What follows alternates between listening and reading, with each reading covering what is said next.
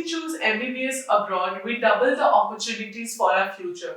So this video is totally going to be helpful for you. Welcome back to our channel Education Vibes. Today we are going to discuss what options you can carry when you complete your MBBS from abroad. So let's get started. Whenever we choose MBBS abroad, हर बच्चे parents के mind में ये question तो आना ही है कि बच्चे जब वापस आएंगे या फिर अगर उनको बाहर सेटल होना है तो MBBS करने के बाद वो क्या कर सकते हैं. सो ये वीडियो आपके लिए बहुत ही ज्यादा हेल्पफुल होने वाला है. Let's divide the students into three categories. First category students would be जिनको UK, US, Canada या फिर न्यूजीलैंड जैसे कंट्रीज में सेटल होना है. सेकेंड कैटेगरी स्टूडेंट्स है जिनको पता ही नहीं है कि वो कौन से कंट्री में सेटल होना चाहते हैं, but just what they want that they should settle in abroad.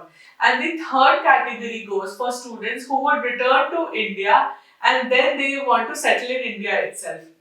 So let's talk about the three categories in details. So हम लोग फर्स्ट ऑप्शन की बात करते हैं जहां स्टूडेंट्स को सेटल होने का मन है यूएस, यूके, कनाडा या फिर न्यूजीलैंड जैसे कंट्रीज में. पहला बात मैं बताना चाहती हूँ, ये सब कंट्रीज बहुत ही ज्यादा एक्सपेंसिव होते हैं. अगर आप पढ़ाई को लेकर बात की जाए या फिर रहना खाना एंड जो लाइफस्टाइल है, it is very expensive, but you still want to pursue your dream over there. I will not suggest you कि आप अपने ड्रीम्स को ड्रॉप करो. First, you all need to stick to your decision. अगर आपके decisions and goals एकदम fixed रहेंगे, so no one will stop you to pursue your dreams.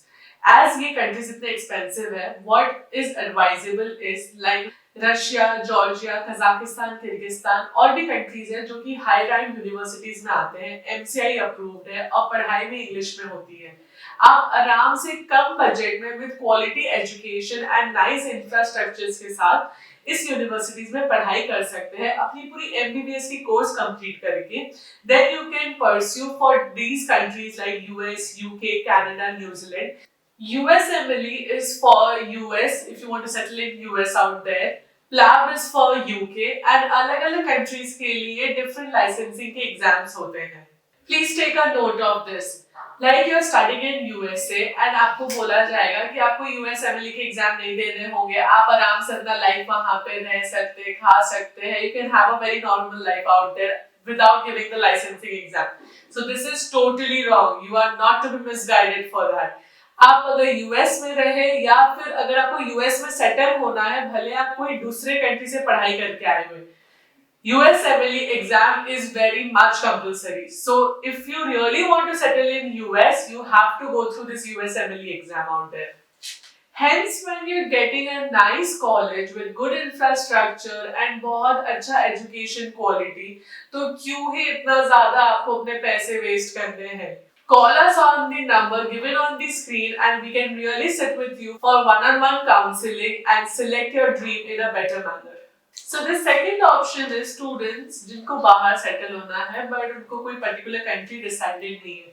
So it is advisable कि आप जिस कंट्री में पढ़ाई कर रहे हैं आप उसी कंट्री में सेटल हो जाइए. And let me tell you how that is profitable for you and be helpful for you all. जैसे कि आप 5 से 6 साल आप उस पर्टिकुलर कंट्री में पढ़ाई कर चुके हैं, तो इट्स ऑब्वियस कि आप वहाँ के लोकल लैंग्वेज को समझ चुके होंगे, सीख चुके होंगे.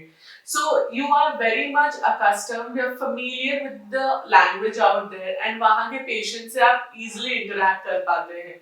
जब आपका easy interaction पेशेंट से हो पा रहा है, so it is advisable कि आप वहाँ पे जॉब ढूंढ लीजिए so that you can easily interact with the patients out there. आप उनको अच्छे से assist भी कर पाएंगे क्योंकि आपको अपना local language पता है. Just that you need to find a good job out there in the particular country. बहुत सारी ऐसी कंट्रीज है जहां आपको लाइसेंसिंग का एग्जाम देना भी ना पड़े. So you can easily pursue your future out there. For full guidance you can easily contact education vibes so that we can assist you in a better manner. So the third category of students जिनको India ही settle होना है, तो if you want to settle in India you should remember one thing कि आपको NEET exam देना होगा and qualify भी होना होगा. When you return back to India, you need to go through an exam which is called NEXT. NEXT means National Exit Test. Earlier the rule was like कि जो बच्चे abroad से पढ़ाई करके आ रहे हैं उनको एफएमजी का एग्जाम देना पड़ेगा, बट न्यू एनएमसी के रूल्स के हिसाब से जो भी बच्चे एमबीबीएस की पढ़ाई कर रहे हैं, चाहे वो इंडिया हो या abroad, everyone needs to go through next exam so that they can get license and practice in India. We all know that India में डॉक्टर्स की कमी कितनी ज्यादा है. So if you are returning back to India and आपको लगता है कि आपको गवर्नमेंट जॉब्स नहीं मिलेंगी जो कि आपको चाहिए रहता है, that is the most preferred job, तो ऐसा बिल्कुल भी नहीं है. Rules are same for all the MBBS students out there, चाहे आप इंडिया से पढ़ाई कीजिए या बाहर से पढ़ाई कीजिए. जॉब्स के टाइम पे, सिलेक्शन के टाइम पे you would be treated totally equally. After getting the licence you double your career, and उसके बाद बच्चे सोचते हैं कि पीजी कर ले, एमडी कर ले, everything is possible after that, so you can easily pursue your dream out there. Thank you for watching this video. और अगर आपको डिटेल स्टडी चाहिए यूएसएमएलई, प्लैब एंड नेक्स्ट के बारे में, we would surely get back with new videos about it. Don't forget to like and subscribe our channel.